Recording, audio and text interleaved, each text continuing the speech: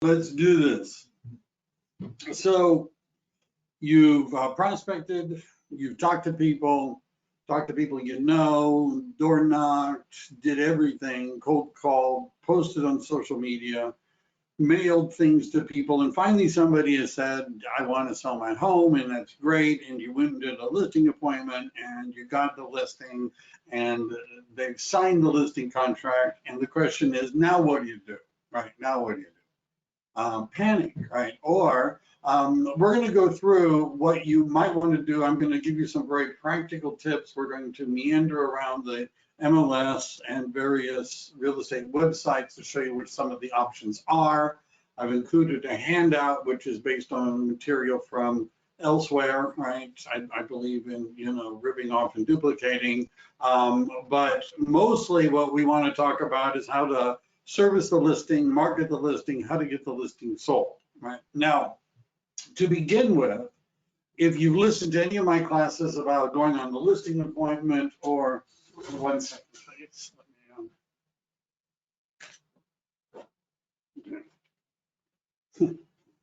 So when you're on a listing appointment and you're talking to the seller, one of the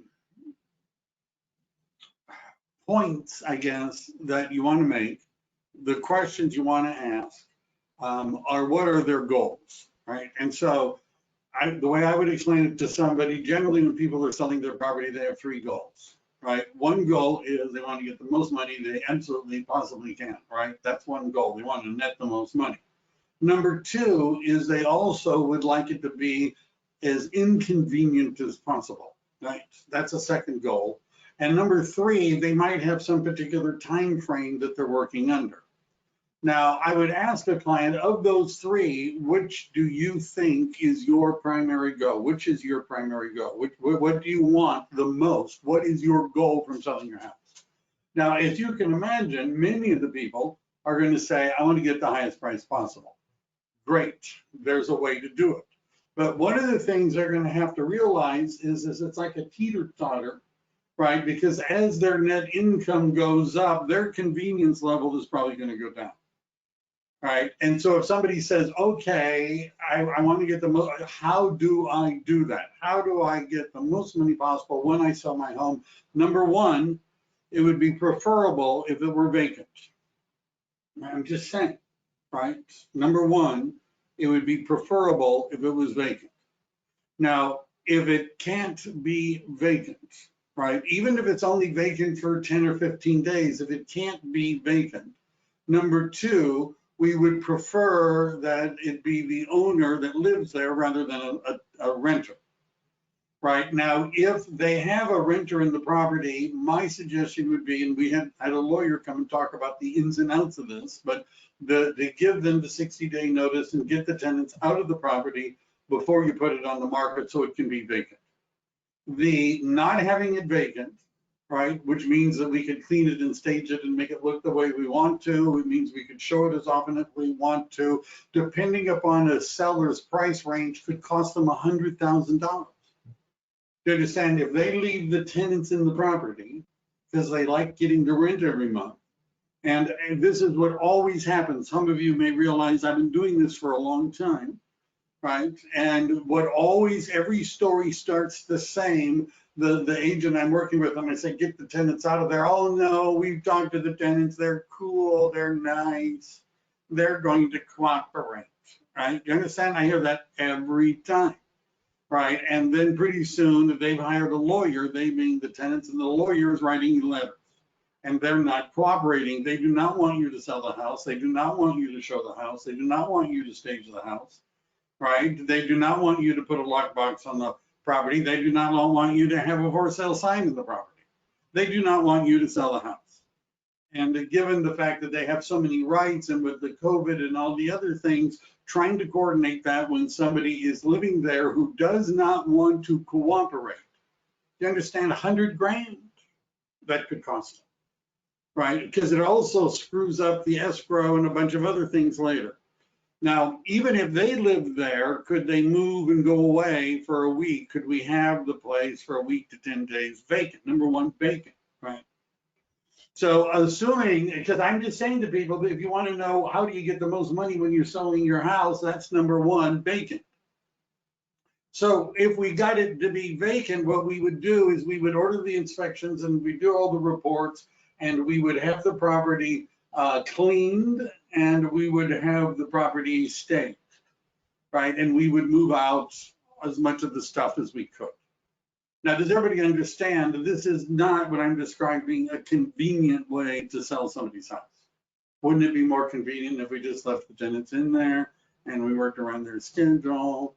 Right, you know, I use the house Sunday morning, so maybe they could just not show it at that time, right? Does everybody understand that's going to have a significant effect on the number of people to see it, and the easiest anyhow, our ability to sell it quickly, right? Number one, it has to be vacant. So this is, I've got one of these coming up in Santa Cruz, which is going to be a very expensive, I mean, for 2.5 to 3, right? But a nice little house. But the requirements were, number one, I wanted it vacant because there's issues going on here. Number one, I want it vacant, right? And then it's going to be vacant, and then it's going to have inspections, and then it's going to be cleaned, and then it's going to be staged, and then it's going to be photographed, and there will be a 3-dimensional virtual tour. Right, and then by the time we've done all that and we've got everything together, and I'll show you some examples of what that might look like, everything together, and we're ready to put it on the MLS. Right, so does staging the property work, right? And does staging the property work? Well, stagers think so. I know that. And if you think about it, first of all, you know, you've all heard the line, you don't get a second chance to make a first impression. So when somebody is looking at a house, how long do you think it takes a couple to decide if this house is the house they would like to live in or not? How long do you think that takes? Right? They walk into a house, how long does it take them to come to that decision whether or not this is up or down? And the answer is just a few seconds is usually how long it takes. So if the property doesn't look good, if their first take on it isn't exactly all that desirable, doesn't look all that good, that's going to have an effect on not only whether or not they're going to buy it, but how much they're willing to pay. What I tell clients is, if you would like to see, and agents, right? I'm telling you guys, if you would like to see what the goal is, right, in terms of getting the house staged and all ready, what is the goal? How could I go see examples of how this is being done perfectly? And the answer is, go to a new home subdivision and look at the model. Even if you just look at the pictures of the models online, that's the goal, right? What you're seeing. They've spent a lot of money studying what makes houses sell.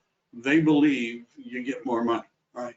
Now, of course, people say that, right? NAR did a report, I think this was in 2020, and most of the sellers, you know, think that, you know, it got them more money. You know, only 14% of real estate agents didn't feel that had any impact. Those are the ones that didn't want to pay for staging, right? I see an errant number. Home staging resource, and then, you know, they think it's 6 to 25%. But I'm not going to go through all that, but first of all, you understand that there might be some objections to the plan that I've just laid out, right? There might be objections.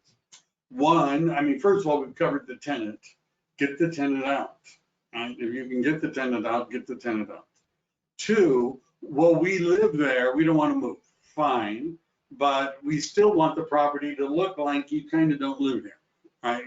I mean, you know, and so sometimes they're going to say, and you might want to think about what you're going to say. I don't see why this is so important, right? Now, what I always say is, I tell them new home subdivisions, that's the goal. They've spent a lot of money. They know how to get people to spend the most money. They've studied this a lot. You're going to get more money quicker if your property is staged. And I always explain to clients, seller clients, that we're looking at something like what am I doing? Like a gauge, right? And what the gauge is how far are we from a wholesale sale to a retail sale, right? Full wholesale or full retail. And what I mean by that, a full wholesale, there's a property I sold in Mountain View where the buyer never walked inside the house because it was a tear down, right? There was no reason to walk inside the house, right? Because if you're going to tear it down, it was walking distance to downtown Mountain View. They bought the lot. That's a full wholesale purchase. They don't care about the house. A full retail purchase. Full retail is when the property is cleaned and staged.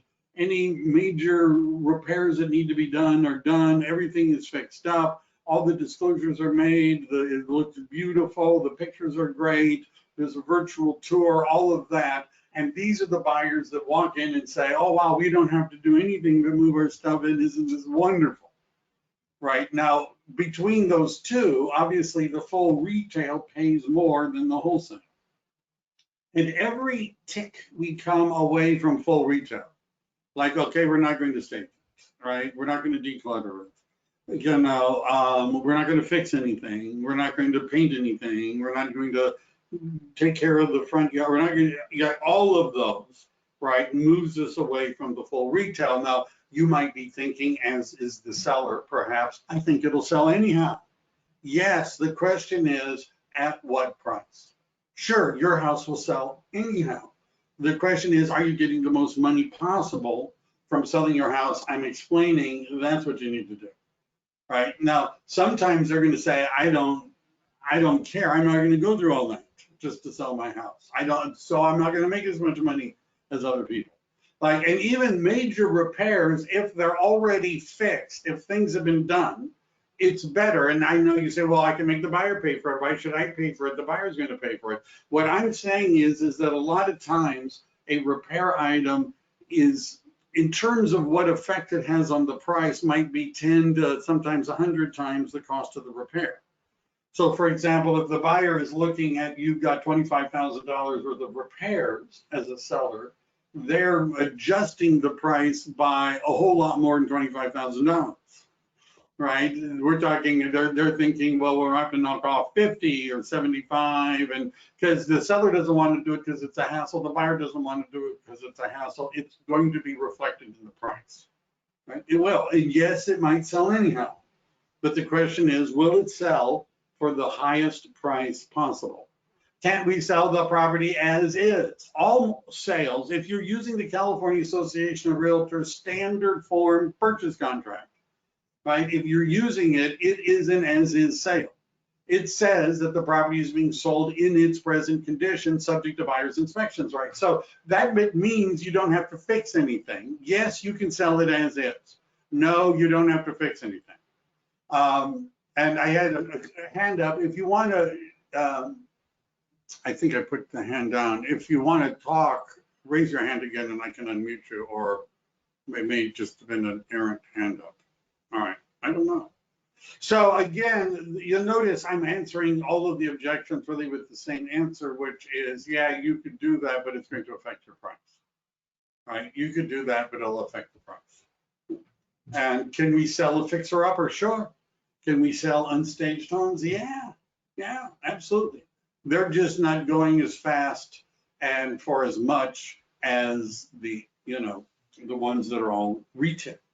Then, all right, so you're gonna have to work that out with them, right? I'm assuming you worked that out. I would be talking to them about this in the listing presentation, right? And I've got clients who are willing to leave for 10 days, go visit somebody, go somewhere so that they can come back and have everything sold and it all over with. It's like a root canal. Quicker is better than slower. So marketing. Now, this is one of the handouts I've given you is a copy of my marketing plan. Now, if you're in my coaching program, part of my EXP group or any of that, you have access to an editable version of this. Editable, not edible, but I don't know. And so you could like put your name on it and add things or delete things, but you ought to have a detailed marketing plan, right? This is what I'm going to do to sell your house, and then maybe you ought to follow it, right? I'm just saying, right? And so you should, we're going to go through this, but inspecting the property, right? Making suggestions, developing a marketing strategy. So one of the things that you're going to need to do is, first of all, in AVID, your Agent Visual Inspection Disclosure, you're going to want to get all the information you can about the property. One of the questions that I always would ask a seller is, why did you buy this home? Maybe make a list, if you could, of up to 10 things you like about this home. Now, maybe they haven't been living there and it's been rented out, but they bought it at some point, right? And if they don't have any ideas, look at other active listings in the area. Hi, thanks for, so what is this? If the buyer signed off on all the disclosures meant to offer and it is an exit sale, do they still have the option to back out after inspection? That's a question. The answer is they always have the right to back out. The question is, are they going to lose their deposit if they back out?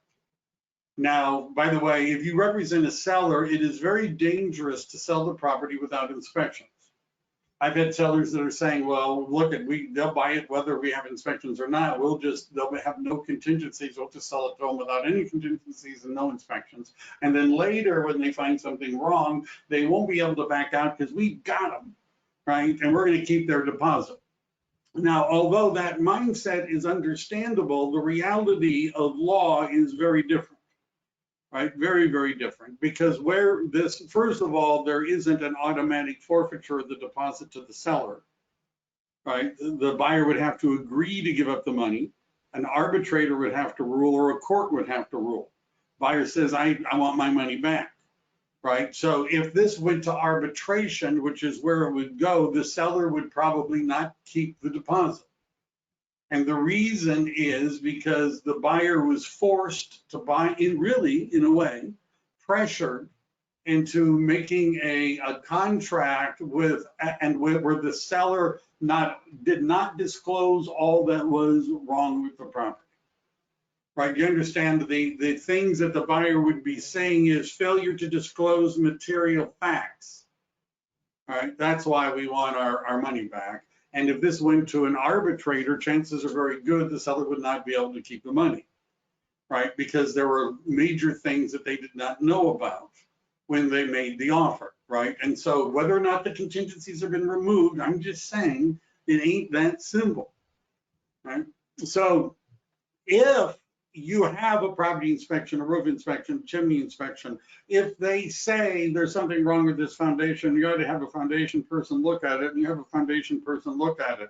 If you've had the sewer lateral inspection in the areas that require that, if you've done all those things as a seller, and you put all of that together in a package and made certain that you gave it to the buyer before the buyer could make an offer, now their ability to back out based upon the content of that information is very, very small, right? You understand? Because they knew about it before they made the offer, rather than you found out afterwards. This is still, even though it's on the hot market, people are going to buy it non-contingent. We don't have to do the inspections. You may end up meeting lawyers with that attitude.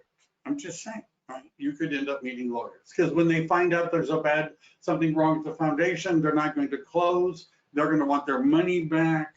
And the fact that you didn't provide any of the inspections, you only wanted, in fact, agents do this on their MLS. They want non-contingent offers, right? You force the buyers into this situation. I've been through a few of these up and downs, and if the market corrects, some of those buyers will be suing some of those sellers. Just saying. So home preparation, right? But you should get everything. Right now in EXP, my assistant Ra also does transaction coordination, mostly with EXP agents.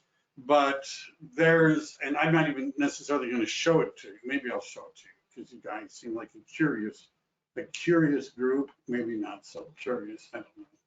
But the list of documents that you're required to provide, and this, I have EXP's list handy because, just because. But let me see, where is it? So this is the short list of potential documents, right, that you might need, right? And this isn't, the formatting, Ra was right, it doesn't format well when it gets translated over. But these are other potential documents, right? And it didn't format very well. Those are more potential documents. Those are more potential documents, right? So getting all of that together is something you got to do, right? Now, by the way, if you are listing property and it's not in your specific area, like, for example, let's say I've got a listing in Marin County, just as an example, and I wanted to know, are there any special Marin County laws? If I type in Marin County local area disclosures, let's say I just type that in, and what I'm going to find is Marin County has their own local area disclosures. I'm going to need to get my hands on that. Right? I didn't want to necessarily. So part of the process of servicing the listing, and by the way, most of the work should be done before you put it on the market. I still see agents that are rushing to put it on the MLS and they're not ready. They don't have inspections. They don't have disclosures. They don't have all the marketing together. They just wanted it to launch, and it's like one of those great big birds trying to take off, to get off the ground. This process should take several weeks in advance, getting it all together, getting it all set up. Home preparation, that would include the cleaning of the property and staging. You might want to be in a position to recommend people that might help them do all that sort of stuff. They're going to expect, and those of you that have watched me do the session on working with vendors, this could be a way for you to meet people that might refer you business. Home staging, right? You need to be able to make arrangement for that. Professionally photograph and create a virtual tour for your home. Now, there's different kinds of virtual tours. Let me show you one. If you have a listing, let's say you have a listing and which means my assistant Ra and I are coordinating it as a transaction coordinator, right? By the way, it's $400 for us to do a transaction coordination on a listing. But one of the things we'll throw in is a virtual tour. And just to give you an idea of what that might look like.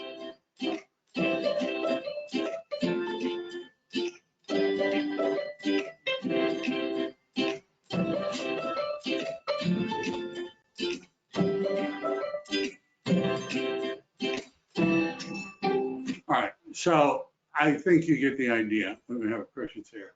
Can we put flyers in boxes by the post now? No, we're not doing flyers in the boxes. And at some point you'll be able to do that. But back to our list, right? So you're going to want to have the property professionally photographed.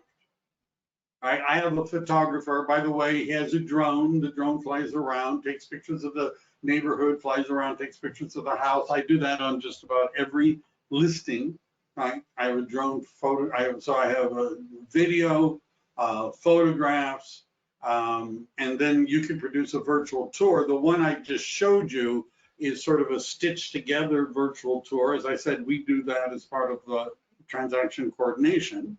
And you also could go to someplace like Tour Factory and get it, like, depending on the value of the property, you might also want to get what's called a 3D virtual tour, right? And I'm not just necessarily pimping Tour Factory, I'm just saying that they have, they're an example.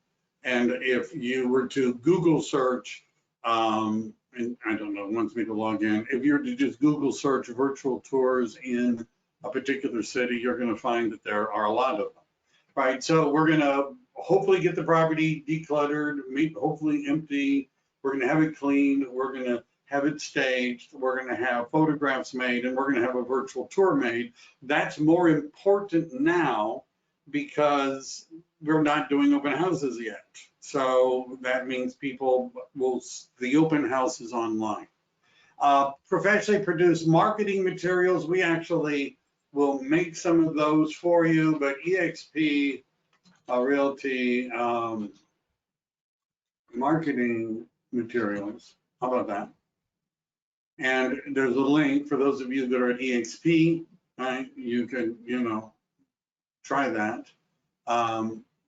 But if you're a member of some other organization, I'm not going to do that like this, member of some other organization, I assume that they have something where you can make flyers, marketing materials, and things like that.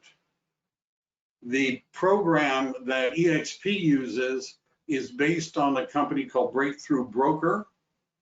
And Breakthrough Broker has some free stuff, right? Including the ability to make some limited flyers. But in EXP, you get what's a upgraded, seriously upgraded, and it includes, listing flyers and brochures. And you would just, pick out, the flyer you'd like.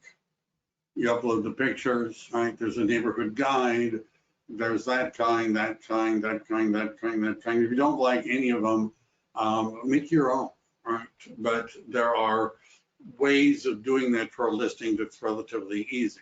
All right, let's go back to our list because we're going to professionally produce marketing materials, inspections, reports, and disclosures.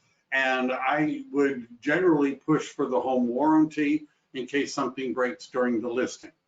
So we have a question here.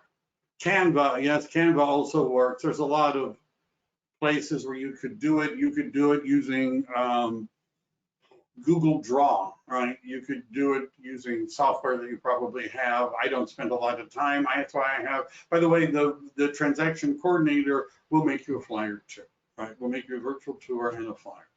So marketing to the public, you got to have a sign on the property.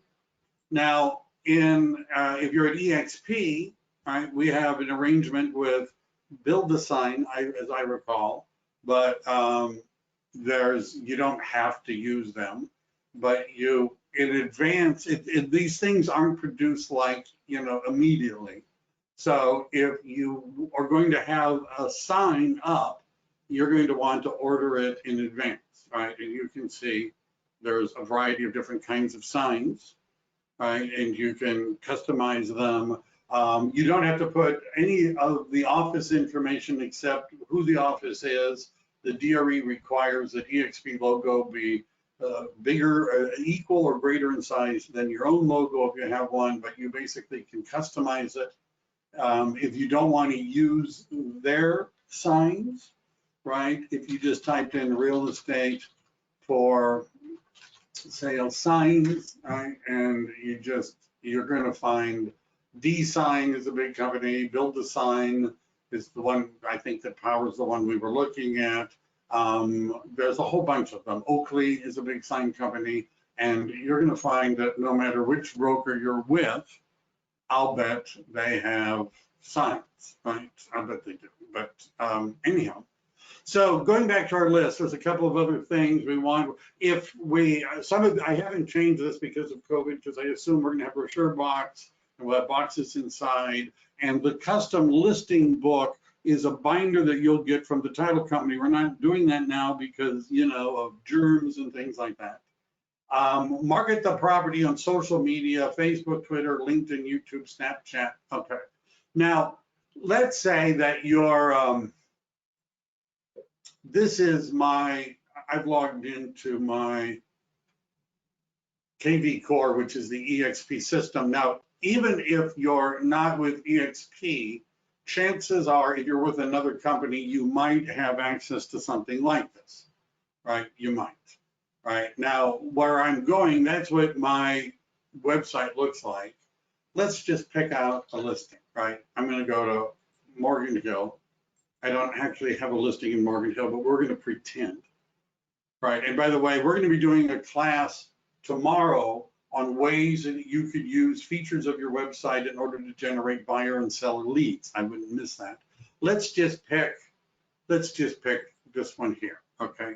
Let's just pick it. So let's say that was my listing, right? And so what I've done is I've gone to my EXP website and I found my own listing on the EXP website. Now, the reason for me doing this is you'll notice all of these save, chat with us now, ask a question, request showing, all that's going to go to me, right? Print a flyer, it makes kind of a flyer. It's not that great, but anyhow, it does that.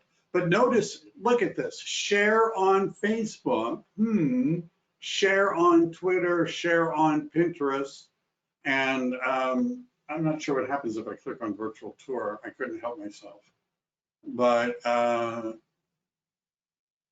it just has it does have a virtual tour, right? Isn't that nice? So let's just see, is this a walkthrough? So this doesn't look like Matterport, but it's something similar, right? And you see, you can move around. So isn't that kind of cool, right? So let's say I have a virtual tour and I uploaded it to the MLS. My website, let's say if this were my listing, my website has all this. Now that link up here, that link is a static link to that listing. So in other words, if you have a listing and you want to know, well, how will I tell my sphere of influence I have a listing, and how will I post it on social media, and what am I going to do? Well, find it on your website. You don't have to log into the website. This is the consumer facing part of the website. You find the link and you copy that link and you can now paste it. And what you ought to have done is go to share on Facebook, share on Twitter, and share on Pinterest if you've got Pinterest. But if you say, well, I don't like Pinterest, I like LinkedIn, right? I haven't tried this link on LinkedIn, but generally, let's see what it does. Yeah, I can see it's loading a preview. There it is, right? And then once you've done that, you could delete that and you could type something interesting. Now, by the way, I don't mean type that, but you get the idea. Something about the property. Crazy. I was just looking at this listing and thinking it's nice. I knew that. We're tracking you. And so we're tracking you. But you know, right? So we're going to discard it. So, it's a small world, but as Stephen Wright said, I wouldn't want to have to paint it. You know what I'm saying? All right. So one of the things that you could do, see if I can find it again. One of the things that you could do is you could find your listing on your webpage, take that link, and you could share that link on social media, right? And we're going to talk about other ways in which you could do that. I have no idea where that went anymore. Maybe that's it. Maybe this is it. All right. So it gives you like a rundown, a kind of a single property webpage, right? And this doesn't cost anything, right? It doesn't cost anything, assuming you're with a company that has, technology. Now, if this was like the $2.5 to $3 million listing, that's not what I'm going to do. Right? It's not, I'm not going to not have that because it will exist automatically, but what I'm going to do is a single property webpage. Now, the single property webpage, there's different kinds. This one, by the way, is from a company called Crib Flyer. By the way, you'll be amazed to learn how I find single property websites. What I did is I went to Google and I typed in single property websites. And then I hit search. I'm sharing this because many of you will send me an email or a text message saying, how do I find a company that does single property websites? And just showing you it's possible. So Crib, most of these are designed for agents that are listing a lot and they are monthly subscriptions. But first of all, let's just cover what do you get? Right, and they have different, templates that you could pick from, and I'll show you an example, right? I'll show you an example. And so here's an example of a single property website by Crib, right? And it's, not too far from us, Los Altos Modern, right? And there's all these pictures, which the agent probably did. So there's a bunch of details, price and fixtures, description, amenities, video, right? And so there's a lot of videos, right, about it. I don't know why there's so many, but there's so many videos. Photographs, floor plans, if you got them, documents. So notice that they've actually they're able to, on this single property website, actually put documents that people could download, like inspections and reports, if you wanted the world to have access to them, right? You could also have a flyer, but they already got flyers here where people could make their own flyer if they wanted to, and there's a map. Right now, what would you pay for a website like this? Now, I know you're saying, well, it says here $7 a month. I don't want to, I don't have that many listings. If you go to plans and pricing and you go to pay up front, notice you could do one of these for $29. So as we're going up in price and expectations, right, more expensive houses, that sort of thing, I would go to the level of having a single property website, because I could also have more descriptions of the property, right? The MLS limits how much you can say about the property. Well, let's say you have a feature-rich luxury home. How do you describe the stoves that they own and all of the features? You can't do that on the MLS. Well, you could create a brochure that went through all those different things, but how do you get the brochure to people, and particularly when we're not handing out brochures, a single property website, right? You could have a great big long brochure PDF and upload it, and people could download it. You could do that. Now, there's others that, if you Google search, you're going to see there's a bunch of different companies. This one is called Listings Unlimited. They charge about the same amount. I think the other one looked nicer, right? And notice this one is, I don't know, but I'm just saying, right? That one Crib flyer, actually, I kind of like that. Right. What else? So marketing on social media, easiest thing to do on your own website, you would click on share it to those different things and you would share it. Right now, you ought to have a YouTube video. That example that I showed you, notice Blue Sky Court Antioch branded, that's on a YouTube channel, right? And you could have one too. I hope Monica didn't mind that I showed everybody her beautiful marketing it. Now, this premier placement on Zillow, if you spend money and you can pay Zillow to essentially enhance your listing. I haven't looked at the details for the pricing of that, which means that it'll be your picture next to the listing, not other people's picture, because you've paid them, so that they're not going to take advertising, right?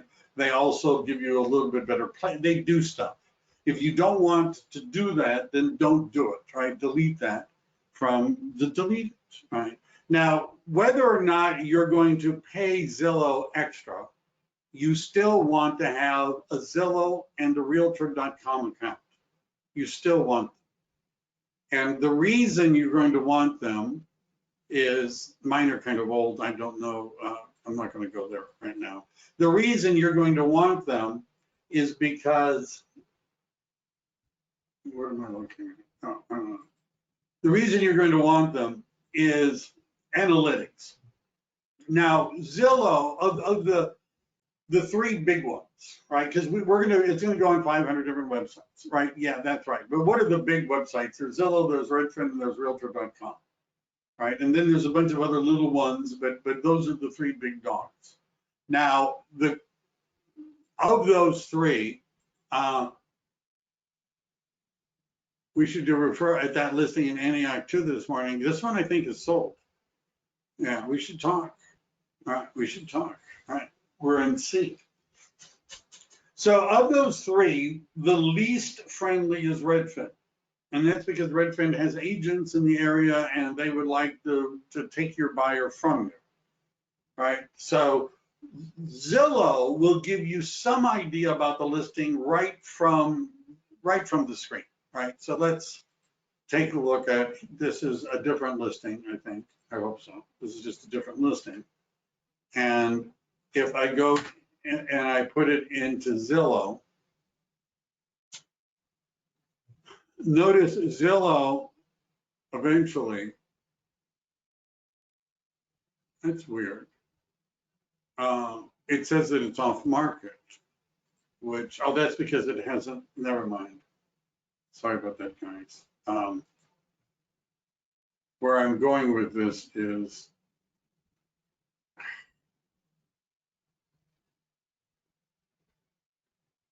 if you put in any property in Zillow, here, let me just do that.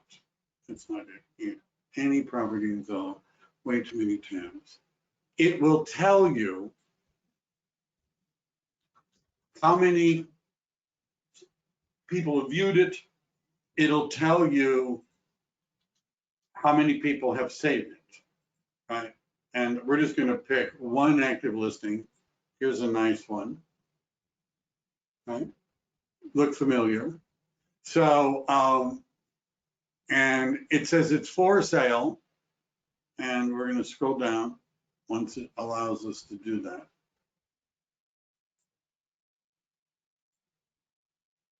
Why didn't it let me do that? I don't know. Here we go. So, facts, contact agent, features, time on Zillow, 15 hours, 612 views, 36 saves, right? So Zillow's just going to tell us that. Redfin's not going to tell us that, and Realtor.com is not going to tell us that. But if this is, I'm not sure yet, Fabian, I just saw this morning. What you need to do is, when you have a listing, is you need to go to Zillow and to Realtor.com, and you need to create an account as an agent. You need to do those two things. Now, Realtor.com and Zillow both are kind of good at finding out which listing is yours, but on Zillow, you might have to claim the listing. So what you would do, and it's already on the MLS, so that would be difficult for me to do, but once the listing is hit the MLS, you need a Zillow agent account. You don't have to pay for this. And even with Realtor.com, you don't have to pay for that either, right? They will give you for free an agent account. And then you can connect your listing to your account. And Zillow and Realtor.com are going to give you graphs and charts about how many people have viewed it and how many people have saved it, and what are the other properties that people are looking at, and all sorts of useful information, right? And so what you're going to want to do is you're going to want to take that information, and I would put it in a report that I would send to the seller saying, this is what happened in Zillow. And a lot of times I would just take screenshots of the Zillow report and paste it into an email. This is what Zillow says is happening. This is what Realtor.com, this is what's happening. By the way, if you're in, let's say you're at EXP and you're in, you have something called KV Core, right? Let me show you an example. So let's say I'm going to be the seller. Right? So let's say I've listed the property, and so this is what my dashboard looks like in KV Core for my contact. Now, I haven't connected the listing yet because it's not really my listing, but if I go over here to more actions, there's this long list of things. Notice finding the contact on Facebook, Google, LinkedIn, or whatever. But one of the choices, and they've upgraded their system, if that's the right word, where it's a little more difficult to find, but one of the things that we're looking at, notice it says here, send valuation. And right now, this is just the way to do it. You click on that, and then what it's going to show me are this series. First of all, if I've set up a property alert for that client, so like anything that is active that comes on the market in the area, I could do that right now. I haven't done that, right? But if I wanted to, I could click on that. I could create an alert, right? I could create an alert where it would automatically send me, oops, let me go back here. I didn't mean to do that. So and for some reason, it's send valuation, right? If there was a campaign, and there are campaigns for active listings, and basically it's reminding you every week to talk to your client, right? Which hopefully you wouldn't need. But notice it also has something called a market report. So I'm going to click on send now, but I can show you what it looks like. So let's say my client was in 95123, right, in that zip code. And I also, by the way, could be a little more specific, but I just wanted to send them, this is just a report as to what's going on in that market, right? Active listings, or prices going up, going down, is inventory going up or down. I could do it every 7 days, every 14 days. So I'm going to do that, and I'm just going to click on add, and what it's going to do is it's going to send me a report every 7 days, right? So I wouldn't have 2 of them necessarily, but you understand, if this is your client and you put them into KV Core, this system will help you follow up with them. The listing valuation is if you put in an address and a seller report. What I just picked one, you put in your MLS number, and it will generate a report where it will, if you use the KV Core system, show you everything that you've done. In other words, I'm going to show you that I have lists of tasks and things like that. But let's say in KV Core, you created your task list for a listing, and as you check off all these things, that would all be sent in a seller report. How much is KV Core? Can anyone subscribe? You could pay $499 a month and have KV Core all for yourself. You could talk to me about working at eXp Realty, in which case it's included for $85 a month. I'm just saying, talk to me, Fabian, about that, right? So if I'm tracking in KV Core all the things that I'm doing to sell the home, I ordered the photographs, we got the virtual tour, I posted it on social media, all those things, and I have a task list, which is a different class, right? I have a task list, and I'm checking those things off. That will be included in the report the seller gets automatically, showing that I'm doing stuff, right? These are just options that I'd like to share with you. All right. What else do I have here, right? So at some place we're going to be doing open houses. That'll be another class. Just listed, just sell, marketing to other agents, MLS exposure. All right. So I've had people that I work with, both on the buyer and seller side. This is the issue. You have a buyer who wants to buy that's an hour or 2 away from where you live. Now, it might be okay. It might not be okay without you doing something to your lockbox key. One of the agents that I worked with was from where she was to where the property was, they were using an entirely different lockbox system, right? So some areas, some people listening to my voice are in Sentry Lock. Most people are in Supra lockbox, and those are 2 different systems. But even if you're in a Supra lockbox area, for example, Marin County, right, which is Barris, which is, there's Marin and Sonoma and Solano, that Napa County, that group, they use the same, the boxes look like ours, and the key, the thing that's on your phone, the app looks like ours.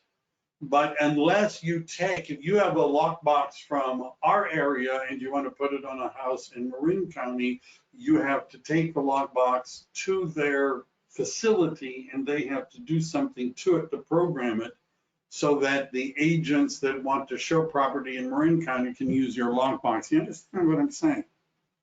Right? So if you're putting a lockbox on property and it's out of your immediate MLS area, you're going to want to check with the MLS in that area and ask them, will my lockbox work? Will it work? right? And the answer we would have been told was no, but we figured it out afterwards. Right? No, it's not going to work, not unless you do something to the box. Well, what if I don't? What else could I do? You could buy a lock box from that county, and then it'll work.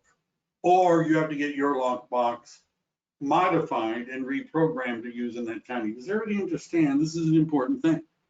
Now, I have, by the way, for those of you that are in my coaching program, you have in the group library, there's a section that talks about sellers checklists. And one of the things that I've given is a sample of a list of different things that you might want to do, right? It's a list. And it talks about, ordering inspections, and it's just a list, like not unlike my other list. But one of the things you're going to notice is I've got on my list of things for you to do is to not only put a lockbox on the property, but also to put a combination box on the property. Put both. That means 2 sets of keys. Now, the reason you want the combination box is sometimes the lockbox doesn't work. Another agent that I was working with, first time he wanted to show property, he broke the lockbox, right? Because he jammed it in sideways or upside down, or the key was not inside the box but outside, whatever, and ruined the lockbox, and ended up having to pay the listing agent $80-some for a new lockbox. Nobody else could show the property until that listing agent went and got another lockbox and then went to the property and swapped lockboxes. You understand what I'm saying? If you have a combination box also, then you could give people the combination. The lockbox is much better because it keeps a recording as to who's been there and what they've been, how long they were there and when did they leave. And, you can have a call before showing code, and you can ask for feedback afterwards, and you have a list of them which you could download. It's way better than giving people the combination. But there may be a time when you need to send a cleaner or an inspector or have somebody go into the property that doesn't have a lockbox key, in which case having a combo box, that would probably be nice. I'm just saying. So if you're going to put it in the MLS, and because of the alliance, you can put something in the MLS, and it could be in San Ramon, right? It could be just about anywhere. And it'll show up on their searches and everything like that. But the lockbox has to work, or people are not going to be able to, not be able to do anything. All right. Agent tours. So if you have a listing and it's local, every county has a board of realtors, pretty much, that I know of. And every board of realtors that I know of has a weekly, they call it a tour, but we don't drive around anymore, where you can pitch your listing. And you can type in a link, like the link to the single property website or whatever you want to use, your own link to your listing.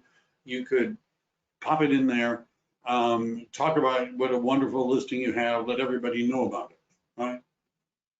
Personal promotion to agents. So there's a program called Zip Your Flyer, right? And if you, again, people are, if you Google searched, you'll find there's a lot of these. And for a small fee, these people will email a flyer to everybody in the area. Now, if you're a do-it-yourselfer, right? If you're a do-it-yourselfer, I don't know if I really should do this, but let's say you're a do-it-yourselfer and you want to find agents to email it to, and we're looking for something that's sold. Let's say you have a single family home. There's a way of you running an MLS search, right? So let's just say San Jose, California, right? And I want anybody who's closed the transaction, let's say in the last 90 days, right? That's a whole bunch of them. But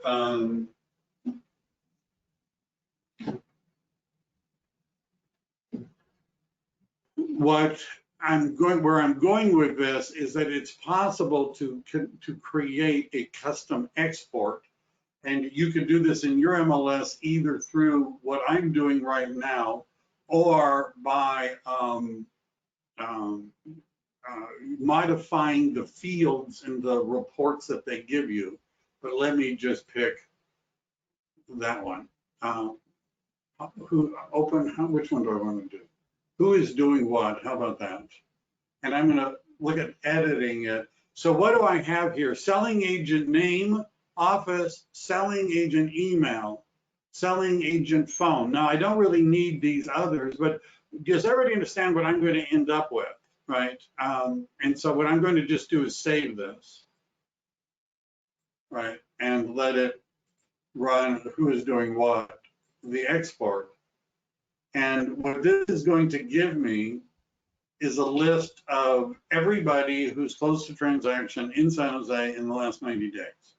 Now, that could have been in a different zip code. It could have been in a city someplace else. I don't really care.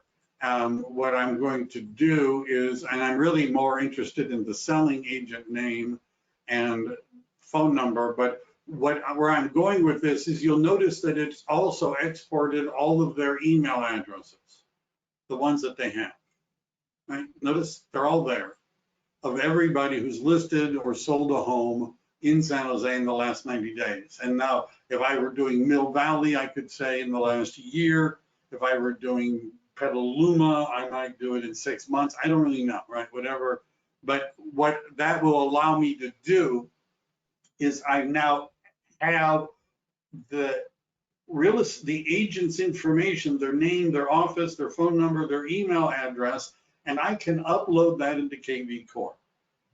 And if you're thinking, I don't know how to upload anything into anything, let alone KV Core, by the way, if you're on my team, I would help you with some of this stuff. But if you wanted to upload things, here, we're going to go to lead engine, and one of the, I don't really want all of that, please go away. Landing pages, it's hiding. It won't let me see what's behind it. I don't want this. Just go away. Go away. All right. So pitch sheet, get more leads. Oops, am I looking in the wrong place? They move things around. Lead engine.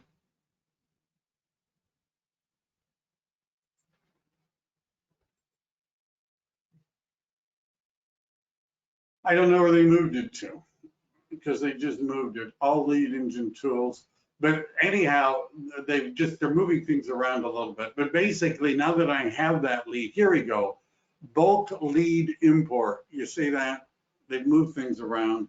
So let's say I don't know how to do it. I don't want to know how to do it. I could submit that file to KV Core. They would upload it for me. At which point I could email it to every agent without having to pay anything. What are we allowed to do? Right now, depending upon which county you're in, we're not supposed to have flyers on doors. We're not supposed to have listing flyers and listings, and we're not supposed to be door knocking. That has not been changed. If you have a listing in Sacramento and you're in San Jose, how do you service your listing without going out there each time to meet someone? Is there a network of agents that hit each other in case like that? Very good question, Dee. The answer is, first of all, yes. In particular, my group at EXP is pretty heavy in the Sacramento Valley, but there's other EXP agents that we could work out something with. In terms of servicing the seller, we don't necessarily have to go there that many times, right? You understand? I mean, we go there to talk to the seller, to look at the property. We may or may not need to be there when inspections are done, right? Depending on whether or not somebody else is there, or we put a combo box on it, right? The sign companies will go put up the sign wherever you are. There's a company that will put up for sale signs for you, right? You order the panel, right? You don't order, by the way, I didn't get into this, but you don't necessarily order the stake unless you're really into that, right? There's usually a local company that has those, stakes that they put in, and then they'll hang your panel. So somebody just goes and does it. Right, just goes and does it. So how often do we need to go there? Not like every week. We're not going there and letting people in all the time. However, it would certainly be easier if we had somebody local that we were working with. Maybe we could pay them something for helping, a referral fee to them if we're going to keep the listing, right? But generally, agents don't let go of listings very easily because there's money in them. And I don't know about Imperial County specifically. The Board of Realtors, wherever you work, will know the local rules. Right now, statewide, no door knocking, no putting flyers under the front. You can mail it to them, but you're not supposed to leave it. I don't know. And there's not supposed to have listing flyers. All right. What else? So we've covered all these things. Promoting it to agents, you could create your own list of people that have actually sold a house in the area. You could promote it at the Board of Realtors. You ought to set up something where you're notified, and preferably the client is notified if anything comes active, pending, canceled, expired, or withdrawn in their area. So what I oftentimes will do is I will, let's say I'm just going to pick this one here.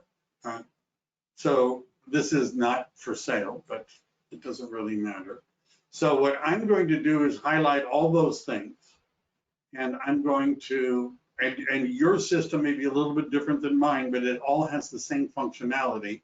Notice I'm pasting in the address. This is within 1 mile. I might make it a half of a mile. And what I want is 0 minus 7, everything that's happened in the last 7 days. There's 7 things that have happened in the last 7 days. And when I click on results, and some of these are coming soon, right? I could have unchecked that, but right now I don't really care. I'm going to highlight all of them, and I'm going to go here to save, and I'm going to save it as a new auto email. And I don't really want to do this, but I would have my client would be here. I would copy myself. I might say listing activity in your neighborhood. I don't usually change any of that. I make it a recurring email, right? There's a welcome email, there's a recurring email. I want it in concierge mode, means that it doesn't send it to them without me saying it's okay. I don't have the patience for that. Show this contact in reverse prospecting results. If an agent selects that, it means that we could find other agents that have buyers that they've set up searches similar to ours, but these are our choices. We could do it every day, or we could do it as soon as possible, or monthly. Now, the reason I'm doing this is I don't want to necessarily have to remember to check the MLS every day to see if something's been listed, something is active, went to pending, something that was sold fell through and went back on the market. I don't really want to have to remember to do that every day.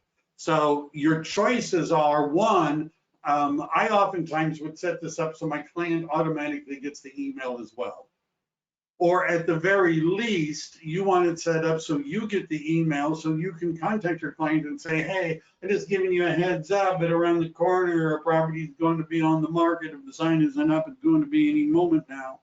And they're putting it on the market for X amount, or there's one coming soon and they talk to the agent and they're planning on listing it for this amount, right? You understand, having an idea of what's going on in the market. So the KV Core market report is going to give them a report showing every 7 days what's happening in their zip code. That's nice. This is much more of a micro report, what's going on in your neighborhood. Right now, I would be doing this right from because when we first start talking to somebody about selling their home, it might be a month before it actually goes on the market. I would set this up so that they're constantly given information about what's going on in the market right away. All right. What else? So I basically have been going through the marketing plan, monitoring the market. You know, there's more stuff to talk about. The other outline, which I haven't spent as much time on, goes through a lot of the stuff. When we're doing open houses, you'll know because I'll be, talking about it, but there's some other ideas here about communication, but you can read all that.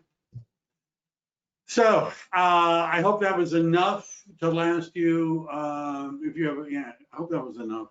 By the way, if I have a production team that is pretty much all over the state of California with EXP. If you're not at EXP, but you are wondering why did Grant Cardone join EXP? How come they're growing so fast? Well, my brokerage is not so much, and you'd like to know more, reach out to me. If you're at EXP and you're not part of my group, and you're interested in getting access to some of the things that I have for people that I'm working with, reach out to me and we can talk about that too. All right. Thanks again, everybody. Talk to you later. Be safe out there.